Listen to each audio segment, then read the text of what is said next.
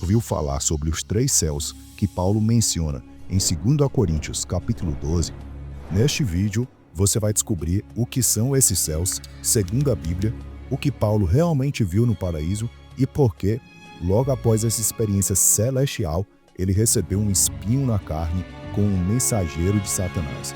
Vamos fazer uma análise teológica, exegética, crítica textual e histórica, verso a verso, para entender essa passagem como você nunca viu. Prepare-se para uma jornada que vai abalar sua teologia superficial e te mostrar a verdadeira força que vem da fraqueza.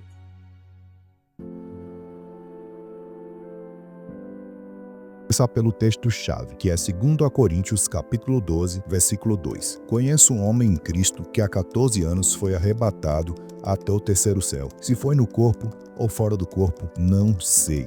Deus o sabe. E detalhe nessa passagem que Paulo usa a seguinte palavra em grego, que é traito-oron, que na análise exegética e linguística a gente vai tirar as seguintes conclusões. A expressão grega traito-oron significa literalmente terceiro céu. Paulo usa essa expressão para descrever uma experiência sobrenatural, provavelmente a sua própria, mas escrita em terceira pessoa por humildade, típico de escritores judeus como em Daniel capítulo 7. A palavra arrebatado é harpazo, usada também em 1 Tessalonicenses, capítulo 4, versículo 17, arrebatamento dos santos, com a conotação de ser levado à força para uma esfera além da humana.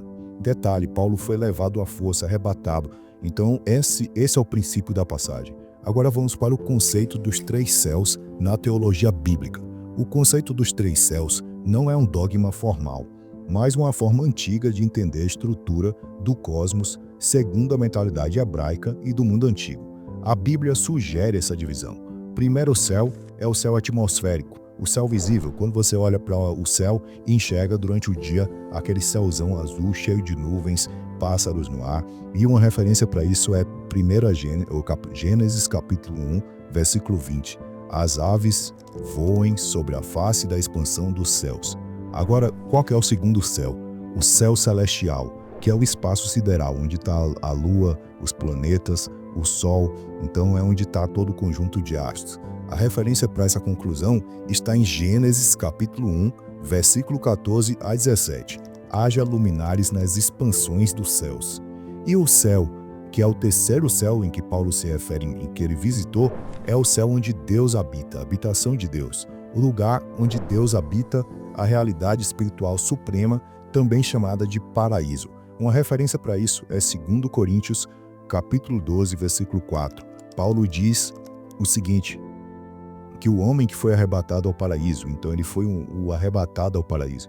E as bases textuais que apoiam essa estrutura são, por exemplo, outras passagens da Bíblia, como, por exemplo, Salmos, capítulo 148, versículo 4. Louvai-o, céus dos céus. Sugerem que existem níveis de céus. Neemias, capítulo 9, versículo 6. A passagem fala, os céus dos céus, com todo o seu exército. Mais uma referência que existe mais de um céu. E detalhe, 1 Reis, capítulo 8, versículo 27. Mas, de fato, habitaria Deus na terra? Eis que os céus e até os céus dos céus não te podem conter. Mais uma referência à existência de mais de um céu. Outro ponto-chave na Bíblia é Isaías, capítulo 66, versículo 1. O céu é o meu trono, e a terra o escabelo dos meus pés. E também a gente vê outra referência em Hebreus, capítulo 4, versículo 14. Jesus penetrou os céus. Perceba que está em plural aqui a questão dos céus, oronos, indicando que há mais de um céu.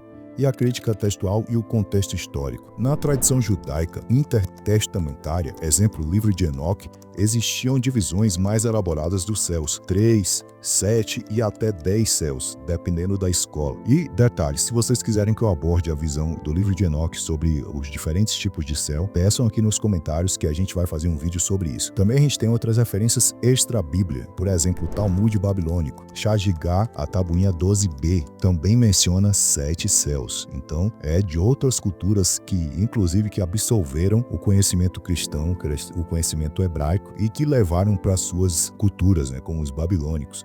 Mas, entretanto, Paulo, como fariseu, provavelmente adotava a concepção de 3 céus, que era mais prática e bíblica. Então, existiam outras referências fora da Bíblia, como, por exemplo, no livro de Enoque e até mesmo no Talmud babilônico, mas Paulo era um fariseu e, muito provavelmente, depois se tornou cristão, manteve a base bíblica mais prática. O argumento teológico que a gente vai abordar para justificar a nossa afirmação vai ser que Paulo usa a linguagem terceiro céu e paraíso de forma intercambiável. Em 2 Coríntios, capítulo 12, do versículo 2 até o versículo 4, indicando que o terceiro céu é o local da presença de Deus. Outro ponto de referência também é em Apocalipse, capítulo 4 e capítulo 5. João descreve um cenário celestial, trono, louvor, criaturas celestes que podem corresponder ao terceiro céu e entregar mais detalhes de como é o terceiro céu. Agora a gente vai trabalhar com contra-argumentos e refutações que podem ser feitas. Vamos começar pelo primeiro argumento. A Bíblia não fala em nenhum lugar específico de 3 céus oficialmente, além da passagem de Paulo. Correto, não há uma doutrina sistemática dos 3 céus. No entanto, há referências múltiplas e uso contextual que indicam claramente uma estrutura tripla funcional. Outros argumentos que podem vir a acontecer isso é a influência do livro de Enoque e literatura apócrifa que Paulo absorveu em suas escrituras. Mas vamos lá para a gente contra-argumentar isso e refutar. Pode ter havido influência cultural, mas Paulo nunca menciona 7 ou 10 céus como Enoque menciona no livro dele. Outro ponto, o que ele relata está alinhado com as escrituras canônicas, que mencionam céus dos céus e múltiplas camadas de céu. Então, fora da escritura de Paulo, das cartas de 2 Coríntios, a gente encontra referências canônicas na Bíblia afirmando que existem várias dimensões ali, vários níveis de céu. Então, vamos agora fazer um estudo exegético, verso a verso, da passagem onde Paulo aborda isso. Começando pelo verso 1, que é a introdução às visões e revelações. Em verdade que não convém gloriar-me, mas passarei as visões e as revelações do Senhor. Então, começando pelo verso 1, Paulo inicia com um tom irônico e autodepreciativo, porque estava debatendo com falsos apóstolos ou superapóstolos, que se vangloriavam de suas experiências espirituais. Então, não é só hoje em dia que a gente tem falsos profetas aqui no nosso meio. Na época de Paulo também existia muitos falsos apóstolos que viviam se glorificando das suas experiências espirituais, como o dom de falar em línguas, operar, entre aspas, milagres. E Paulo queria mostrar para os cristãos, os novos cristãos, que você não deve se gloriar em cima da glória do Senhor. Na verdade, você deve ser humilde e na sua fraqueza é que o Senhor vai resplandecer e você deve se gloriar na sua fraqueza. Assim como a gente tem essa referência em 2 Coríntios,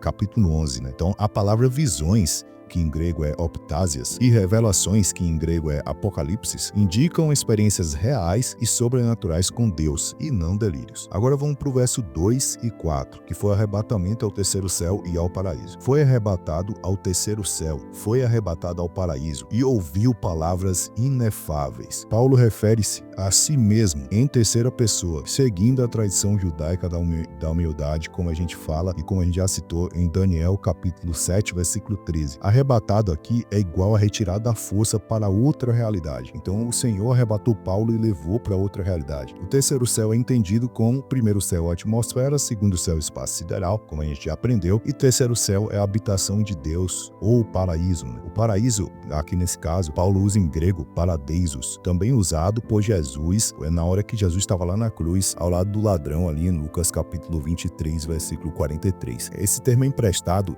do persa Pairidaesa, que significa jardim cercado, associando com o Éden e o céu. Então a gente tem a associação do Éden e o céu. E palavras inefáveis significa coisas que não podem ser explicadas na linguagem humana. Aqui Paulo reconhece o limite da comunicação da revelação celestial. Agora vamos para o verso 5. Glória somente nas fraquezas. De um tal me gloriarei. De mim mesmo não me gloriarei, senão nas minhas fraquezas. Paulo reitera o seu padrão de humildade e glória paradoxal. Ele não se orgulha da sua experiência mística, mas de suas fraquezas, porque nelas a graça do Senhor se manifesta. A graça de Deus se manifesta nas suas fraquezas. E agora vamos para o verso 6, que é abordado com verdade e modéstia, que Paulo afirma: se quiser gloriar-me, não serei nécio, porque direi a verdade. Aqui Paulo está afirmando que se ele quisesse, teria credenciais reais para se gloriar, mas prefere manter o foco no ministério e na missão que Deus entregou a ele, que era levar o evangelho ao maior número de pessoas, e não usar isso para se engrandecer. Vamos se lembrar do contexto em que Paulo escreve esse texto aqui, essa carta para os Colossenses. Era um contexto ali onde existiam muitos falsos profetas, muitas pessoas se infiltraram na igreja e estavam fazendo como alguns pastores fazem hoje, estão usando a obra de Cristo em seu próprio ego, em seu próprio crescimento pessoal, em se vangloriar, em dizer que a igreja dele é mais bonita, em conseguir mais fiéis e muitas vezes desviar o recurso ali que os fiéis fazem a doação para a igreja do Senhor. Esses falsos profetas desviam esses valores para comprar mansões, aviões. A gente tem vários exemplos aqui, eu não vou ficar citando nomes, mas é isso que Paulo está falando, que o verdadeiro cristão, ele é humilde, ele não se glorifica, porque a glória vem do Senhor. Todo dom que você recebe vem do Senhor e não de você mesmo. Então é isso, essa é a maior mensagem que Paulo traz pra gente, que a gente tem que combater o nosso ego. Mas vamos continuando aqui, que é o verso 7, que traz a ideia do espinho na carne. Foi-me dado um espinho na carne, um mensageiro de Satanás para esbofetear. E aqui a gente tem um contraponto direto à revelação gloriosa. Paulo recebeu um espinho para não se exaltar. Então a gente tem três interpretações possíveis do que é esse espinho. A primeira interpretação no meio acadêmico é que era uma doença física, como por exemplo uma epilepsia, um problema ocular, malária que Paulo pode ter adquirido. Outro ponto que alguns acadêmicos defendem é uma perseguição contínua. Naquela época, muitos cristãos eram perseguidos pelo Império Romano e por outras comunidades. E o terceiro ponto é uma tentação demoníaca intensa ou um ataque espiritual. Mas de qualquer forma, mensageiro de Satanás, que no grego está escrito Angelos tous Satana, que isso aí pode indicar um demônio, um opositor literal, como os judaizantes ou falsos apóstolos. Então, basicamente, Deus entrega uma visão estratosférica. Imagina você indo até o terceiro céu e vendo toda a glória de Deus, mas você volta e não tem palavras para descrever isso. E a visão de Paulo foi algo tão fantástico que Deus precisou entregar um espinho na carne de Paulo para que ele não se vangloriasse, para que ele não se achasse melhor do que os outros apóstolos por Deus ter escolhido ele para ter essa experiência. Então, vamos agora para o verso 8 e 9, que é a resposta de Cristo, que Paulo pede para Deus retirar esse espinho da carne dele, mas Cristo responde: minha graça te basta. E continua falando: o meu poder se aperfeiçoa na sua fraqueza. Um dos versos centrais da teologia paulina. O poder de Cristo não se manifesta na força do homem, mas em sua dependência e humildade. A resposta negativa de Deus à oração de Paulo revela que nem sempre o livramento é o plano de Deus, mas sim a transformação espiritual por meio da dor. Então Paulo diz que por 3 vezes ele orou e que ele pediu a Deus que fosse removido aquele espinho da carne. E Jesus Cristo responde para ele que a minha graça te basta. A minha graça te basta, porque o meu poder se aperfeiçoa na sua fraqueza.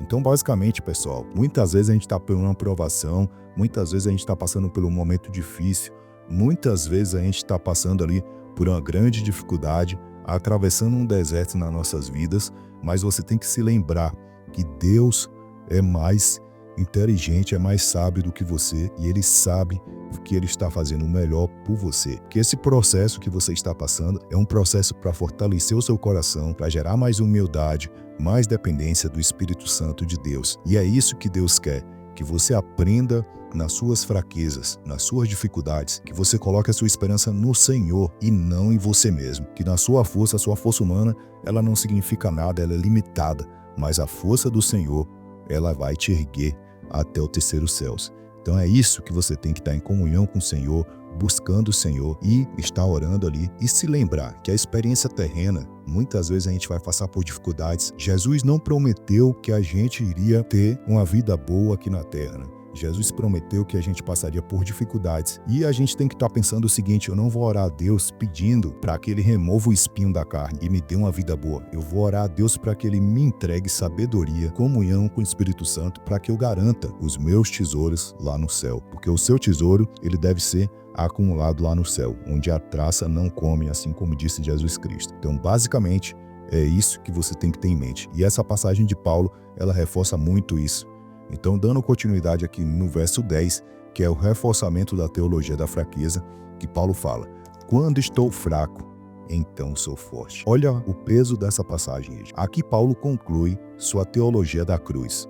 O poder de Deus se manifesta na vulnerabilidade, na perseguição, no sofrimento, exatamente o oposto da glória mundana. E agora vamos para o contexto sociológico e teológico para a gente dar continuidade ao nosso estudo. A igreja de Coríntio era influenciada por valores helenistas, onde as experiências místicas e demonstrações de poder espiritual eram sinais de autoridade. Então, por isso que Paulo relata isso aqui na carta, né? Paulo confronta essa mentalidade, mostrando que a verdadeira autoridade apostólica não está nas visões, mas na fraqueza redentora. E a igreja de Coríntios me lembra muito a igreja dos tempos de hoje, né? A gente quer pastores que operem milagres, a gente quer ir em igrejas que tem gente falando em língua, fogo caindo do céu. E os helenistas e o povo de Coríntio na época era um povo muito parecido com o povo moderno de hoje, né? Que queria uma igreja para inflar o ego. Eles queriam isso, né? Eles queriam sinais de autoridade. E Paulo fala que a maior obra de Cristo não estava nos sinais, e sim em a gente entender as nossas fraquezas e depositar nossa esperança no Senhor. E agora vamos para a crítica textual. O texto é bem preservado nos manuscritos gregos. Os termos técnicos usados por Paulo, como arpaz ou paradeiskos ou paradeisos ou uranos, são consistentes com o vocabulário paulino e com o grego koiné do século I.